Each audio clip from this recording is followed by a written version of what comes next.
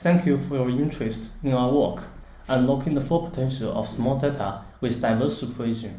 We are really glad to present this paper at the L2ID workshop, CVPR 2021. Data plays a critical role in the success of deep learning. Neural networks require large training datasets to generalize in the real world. Take image classification as an example. The datasets used by the community keep increasing in scale, including both the number of images and classes. Even in the scope of few-shot learning, it is common to assume the existence of large-scale datasets.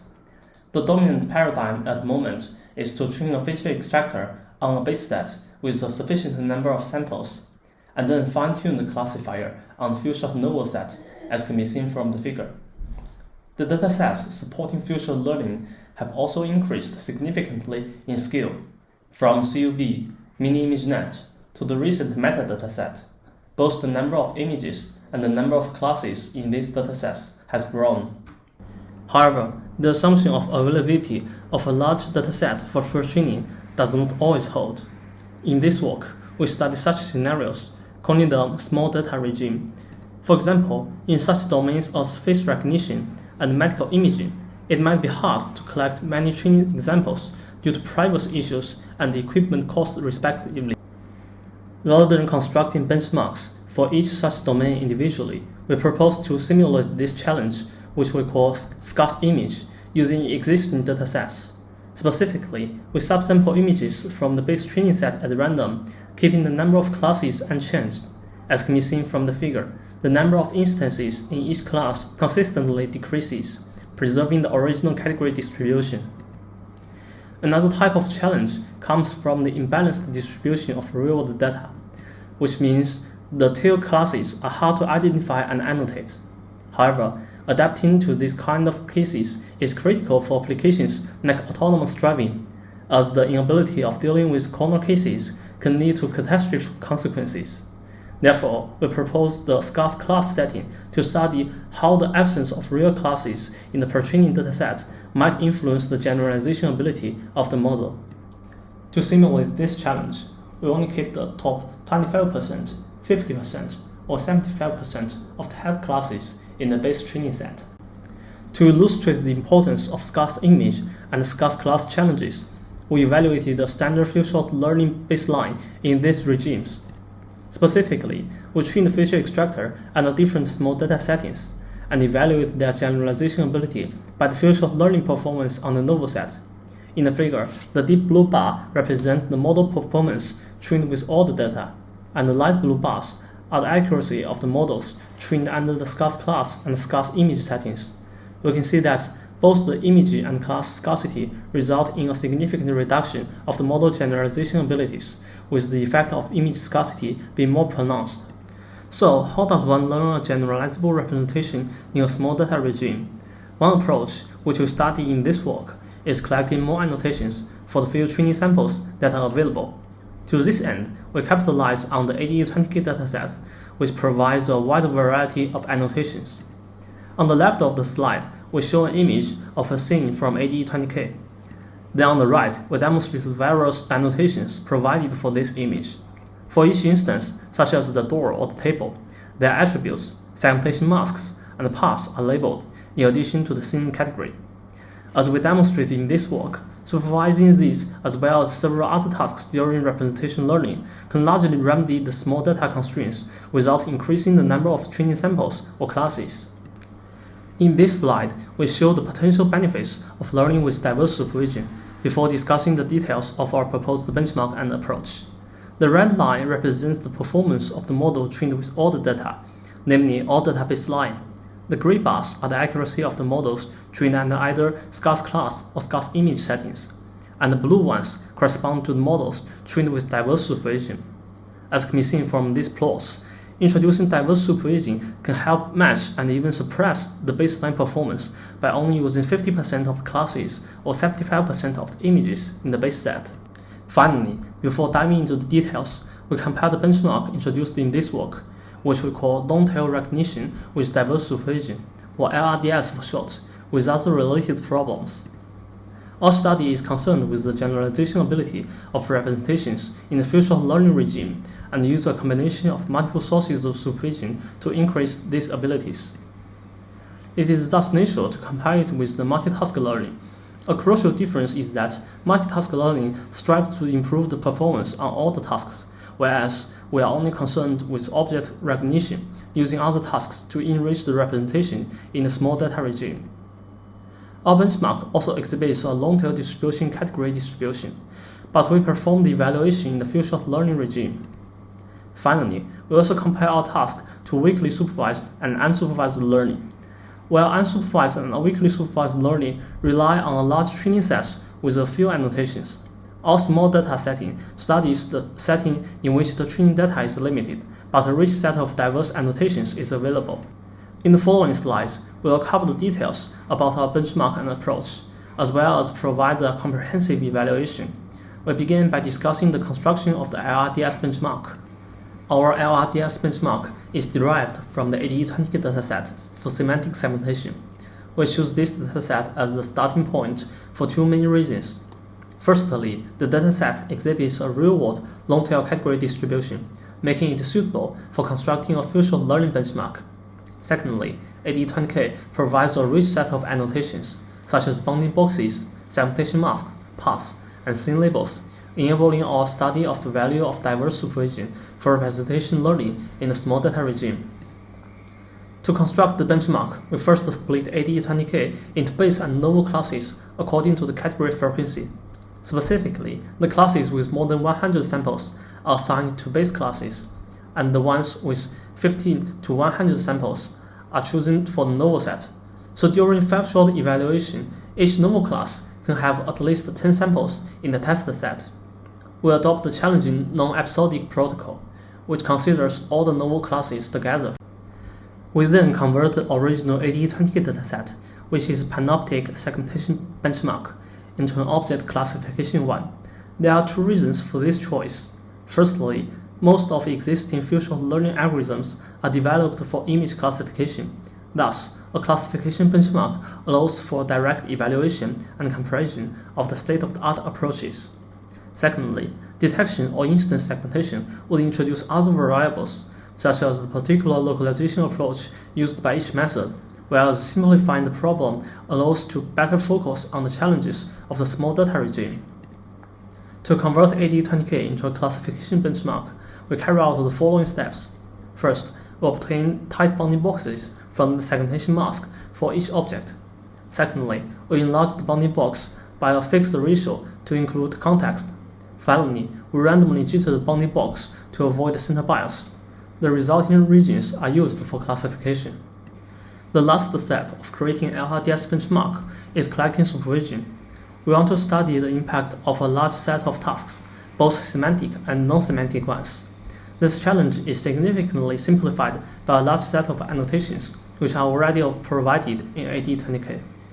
For every original scene image, such as the background in the slide, scene label, segmentation masks, and path labels are available. We then automatically obtain tight bounding boxes around the segments. For additional semantic supervision, we utilize WordNet to create a hierarchy of categories. Furthermore, we also manually label attributes for each category, as well as study several self-supervised learning objectives which do not require any labels. We now present the evaluation protocols and algorithms used in this work. We follow the standard approach for few-shot learning evaluation. In particular, we first train a feature extractor, such as the ResNet, on the base set with all the classes and images. We then fix the feature extractor and fine-tune the classifier on the novel set.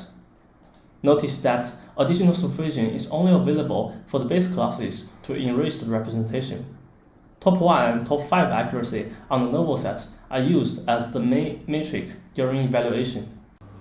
Rather than cropping each object region from the image and pass it through the network individually, we adopt the FastR CNN architecture to effectively classify objects in the context.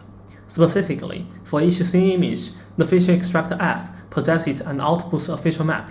Then, to get the feature vector of individual objects, we use RI-align on each ground truth region. Finally, a linear classifier predicts the label of the objects. The same protocol is used on both base and novel sets, with the only difference being that the backbone is frozen and the fine-tuning on the novel classes. we now compare several established feature learning algorithms on LRDS. Note that all the methods use the same backbone feature extraction. As can be seen in the figure, the linear classifier baseline achieves competitive performance with more complex approaches. We thus use the linear classifier for further evaluation due to its simplicity. When introducing additional sources to supervision, we add an individual branch and loss for each supervision type.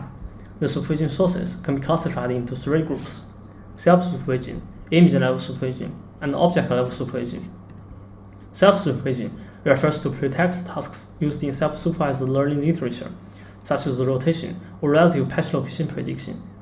As these methods modify the whole input image, we use a separate feature extractor with shared parameters to possess the modified input, average through the features, and apply the final loss, such as the rotation classification, on the resulting feature vector. Image-level supervision operates on the level of the whole image, such as classifying the scene label or predicting semantic segmentation. For this task, we append a corresponding task head after the feature extractor, such as an image classification head used for scene label prediction. Object-level supervision operates on the instance level.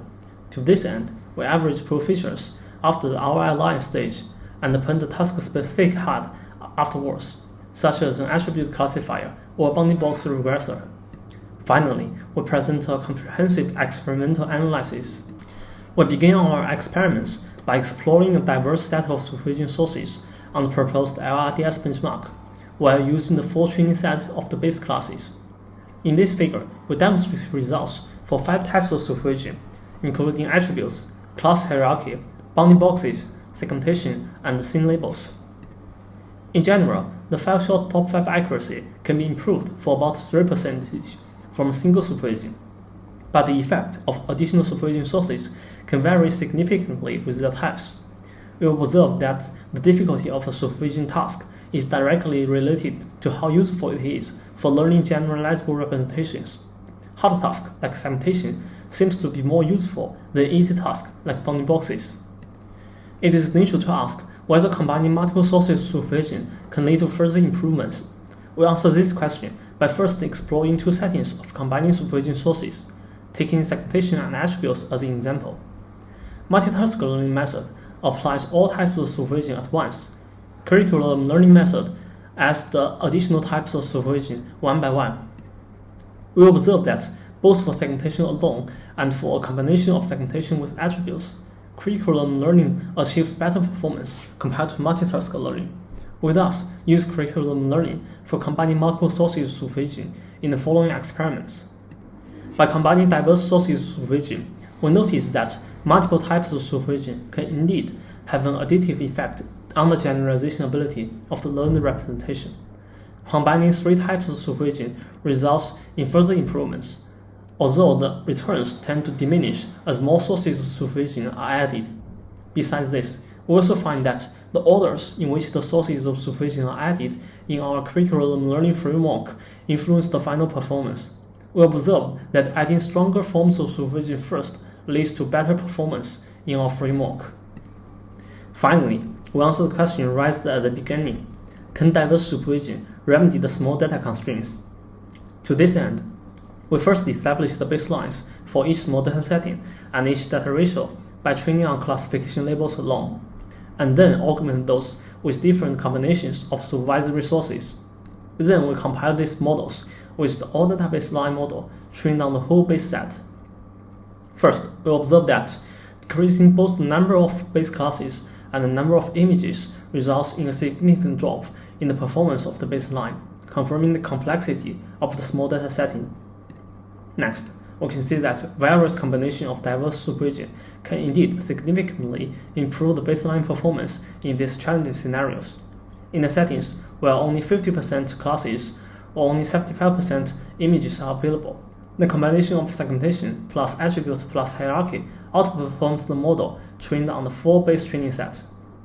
However, in the most challenging scenarios, where only 25% of the images are available, all the models struggle to learn a generalizable representation, emphasizing the complexity of the problem.